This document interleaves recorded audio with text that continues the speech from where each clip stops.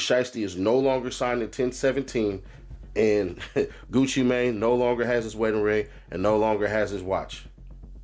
But Gucci, you can holler at me. I can get it back for you, bruh. Other than that, man, it is what it is. Alleged leaked footage of Pooh Shiesty taking Gucci Mane's jewelry has the internet on fire right now. Behind the iced-out chains and multi-million-dollar moves, Gucci Mane was caught up in serious street politics that reportedly ended with his own artist camp stripping him of his jewels in broad daylight.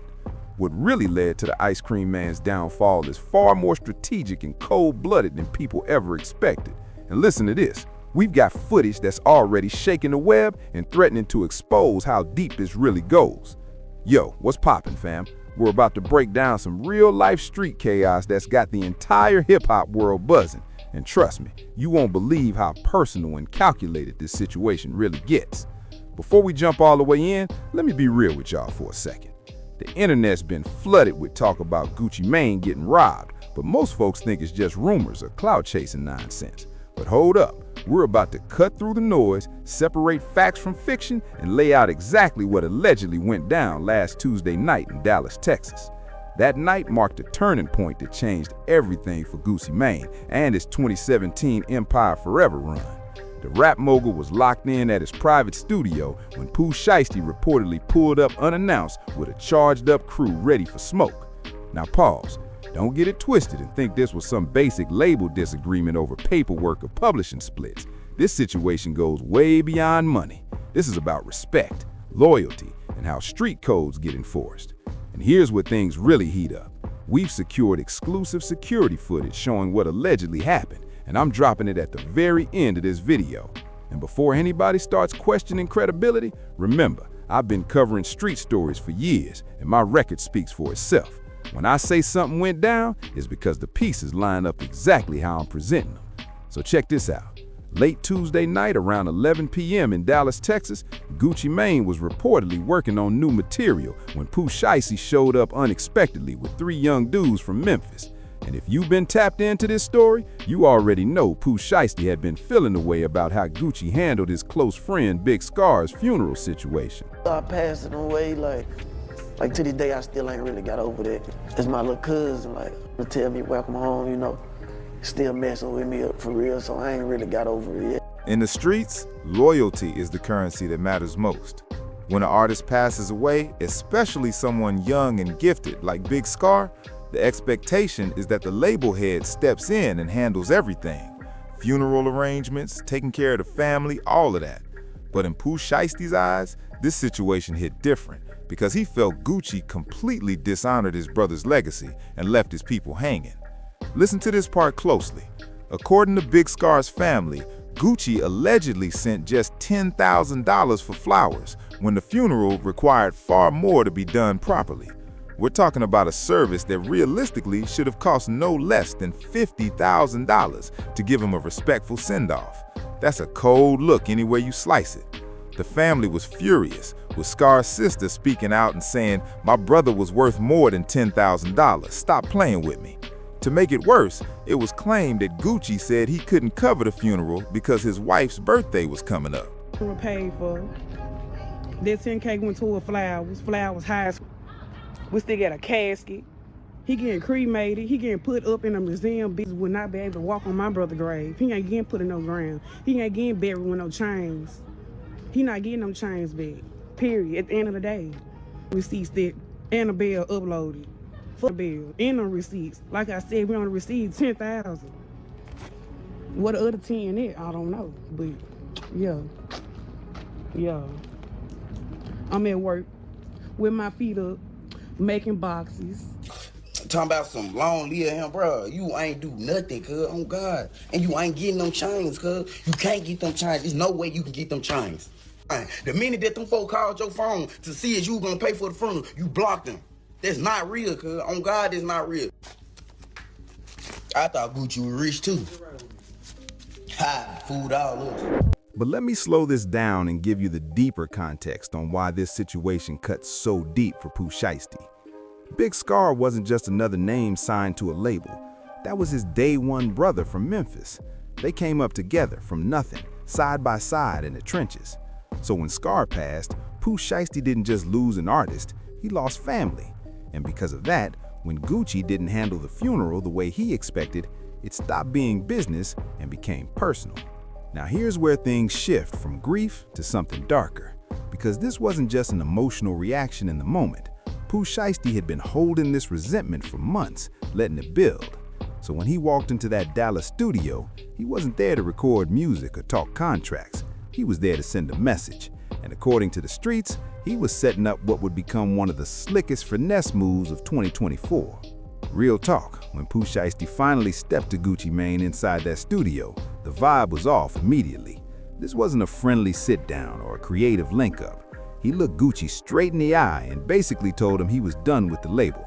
No sugarcoating, no beating around the bush. Things escalated fast after that. Gucci tried to calm the situation down, talking about unity, loyalty, and fixing things internally. But Pooh Shiesty wasn't trying to hear any of that smooth talk. He made it clear the Big Scar situation changed everything for him on a personal level. He told Gucci directly that leaving Scar's family hanging crossed a line that couldn't be undone. Millions in the bank, but he couldn't bury his brother properly? That wasn't the kind of boss he wanted to stand behind. Gucci attempted to explain his side, but by that point, Pooh was already checked out. After nearly 25 minutes of arguing, with voices rising and tension filling the room, Pooh Shiesty decided the conversation was over. He told Gucci flat out this would be the last time they ever spoke. Then he gathered his things and headed for the exit. But here's the part nobody inside that studio realized. Outside, his people were already in position. 2 separate cars, waiting. And that's when the entire play came into focus. While Pooh Shiesty was inside arguing, his crew was outside lining everything up. They knew exactly when he'd walk out, and they knew exactly what they were about to do once he was clear of the building. For those who don't understand how street politics work, let me break it down. Pooh Shiesty's crew, known as Choa Gang, has a long reputation in Memphis. These aren't industry friends or clout cheapses. These are certified crash outs who don't hesitate when it's time to move. In their city, they're known for taking chains, robbing rivals, and enforcing loyalty. When one of them feels disrespected, the whole group responds. That's how they operate. Now here's the part that shocked everyone. The moment Pooh Shiesty pulled off, his young homies made their move like a coordinated operation. They ran up on Gucci Mane with weapons drawn. There was no conversation, no negotiation. They came for the jewelry. First thing taken was Gucci's wedding ring, the one his wife gave him as a symbol of their marriage. That ring alone was worth more than most people's cars, easily over $200,000 in diamonds and platinum. Then they snatched his luxury watch straight off his wrist, another $300,000 gone, just like that. In under 30 seconds, nearly $500,000 in jewelry vanished. But here's what really shook the industry. This wasn't random. This wasn't a crime of opportunity. This was planned from start to finish. Pooh Shiesty knew exactly what was about to happen when he walked out of that studio. The argument wasn't just emotion, it was a distraction. While Gucci was focused on the confrontation, the real move was happening outside. And in the streets, a move like that sends a message louder than any diss record ever could. It's not about the money, it's about respect, about payback, about showing that certain lines, once crossed, come with consequences. And in that moment, Pooh Shiesty was letting Gucci Mane know one thing loud and clear. The Big Scar situation wasn't forgotten, and in his eyes, street justice had finally been served. SIT to be exact, you know, this the faster key. They come with black keys, but when you got these keys, make the car fast, you unlock all the engine power. But, you know, this my first track out. Been one bad. I got this on Gucci Mane's birthday. Like, he gifted me this at his birthday dinner. The dinner was almost over, we leaving out. I'm thinking I'm finna go get back in my Hellcat. The fallout hit immediately. Once that robbery happened, Gucci Mane had no choice but to cut ties with Pooh Shiesty and remove him from 1017 Records on the spot. That relationship was officially dead, no coming back, but the damage had already been done. Gucci was suddenly moving around without his wedding ring or his most expensive watch, and the entire industry was buzzing about how he got caught slipping. Listen to this. What really shook people was how badly this exposed the security around him. How does your own artist crew even get that close to you in the first place? Where was the protection supposed to stop that from ever happening? Those are the same questions label executives everywhere started asking behind closed doors. That's when YouTuber Seti Nash caught wind of the situation and decided to put everything on blast. Nash has been covering street politics and hip-hop drama for years, with sources stretching from Atlanta all the way to Memphis. And the moment he dropped his breakdown of the robbery, the internet absolutely lost its mind. He is no longer signed in 1017, and Gucci Mane no longer has his wedding ring and no longer has his watch. But Gucci, you can holler at me. I can get it back for you, bruh. Other than that, man, it is what it is. Breaking news, breaking news, breaking news. Believe me, don't believe me, but y'all know when I break down street shit like this, I'm never wrong. Nash dropped details nobody else was willing to touch. He broke down how Pooh Shiesty was allegedly at the center of everything. He explained how the crew moved with near military precision and how Gucci ended up completely caught off guard. But hold up, here's where it gets interesting. Nash was careful not to outright pin the planning on Pooh Shiesty because he's still on probation, and any direct implication could land him back behind bars on conspiracy charges. Pooh Shiesty still ain't forgave Gucci Mane on the way in which he handled the whole entire situation. See, what a lot of people don't know is that some things are unforgivable to some people. Pooh Shiesty, Scar's death is one that he could not forgive. So Pooh Shiesty has not been rocking with Gucci Mane at all since he got out. And as of today, Gucci Mane, Pooh Shiesty went their separate ways. But the details on how that happened, whew. Some people in the comments were convinced Pooh Shiesty had a direct hand in planning the robbery, but Nash played it smart and kept it clean.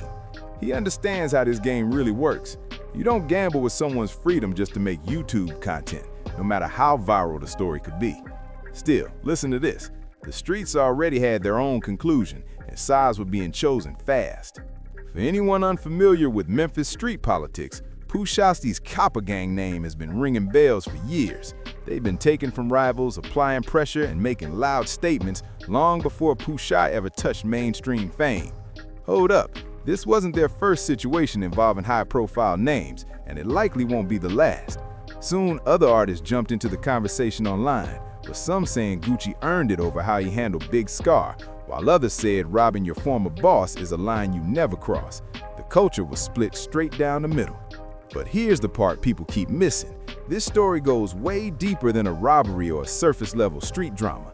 This is about loyalty, respect, and how you treat people when they're hurting the most. Gucci Mane learned the hard way that when artists feel their families are disrespected during tragedy, the consequences don't stay quiet. It also shines a light on the ugly side of label politics and how personal loss can expose business fractures. When Big Scar passed, his family wasn't looking at Gucci as just a label executive. They expected him to move like family, and when that didn't happen, the damage became permanent. $10,000 ain't nothing for flowers and basics, boo. That money doesn't even cover proper arrangements, boo. $10,000 ain't nothing. My brother was worth way more than that, baby. My brother was worth more than $10,000. Quit playing with me. Quit playing with me. Yeah, Gucci sent $10,000. Then somebody else sent another 10, so $20,000 total. But let's be clear, this situation was never just about jewelry or getting embarrassed online. This is about power, respect, and how fast loyalty breaks down in the hip-hop industry. When people come from the same struggle, respect isn't optional, it's required, especially when you're dealing with street dudes who feel like they've got nothing to lose and everything to prove. The real question now is, what's next for Gucci Mane? He's going to have to rebuild his reputation in the streets and seriously tighten up his security. Moving the same way he used to, that's over. This robbery sent a clear message. Millionaire status doesn't make you untouchable if you move carelessly. As for Pooh Shiesty, he's officially a free agent now, and his reputation, it just went through the roof. Labels are gonna think twice about signing him, but at the same time, the streets see him as someone who doesn't play when it comes to loyalty and respect. He showed he was willing to walk away from millions to stand on principle and ride for his fallen homie. In the hood, that kind of move carries real weight, even if it cost you everything. This whole situation is going to change how label bosses deal with their artists. You can't just throw a little money at tragedy and expect everything to be cool. Artists want to feel like family, not just contracts. When Big Scar passed, his people weren't looking for business gestures, they were looking for respect. And when that didn't happen, the damage was irreversible. Now I know y'all have been waiting for this part, the exclusive footage I promised. Security cameras from that Dallas studio caught everything. The heated confrontation, Pooh Shiesty leaving the building, and his crew making their calculated move. This footage is about to go viral and confirm everything we just broke down. But listen, this is real street business with real legal consequences. What you're about to see shows how planned and deliberate this whole situation was. Pooh Shiesty was playing chess while Gucci was playing checkers, and the footage makes that crystal clear. You can see the YNs waiting in their cars. You can see them step out. You can see him approach the studio. And you can see Gucci's reaction when it finally hits him. He just got touched. This is the kind of footage that changes narratives and breaks the internet. So what do you think? Was this justified payback for disrespecting a fallen soldier, or did it cross a line that should never be crossed? Drop your thoughts in the comments. And if you want more exclusive street news, behind-the-scenes industry drama, and footage nobody else has, smash that subscribe button and hit the notification bell. We've got more coming that's going to shake the entire hip-hop world. This Gucci Mane and Pooh Shiesty situation is just the beginning. The streets are talking, and we're listening.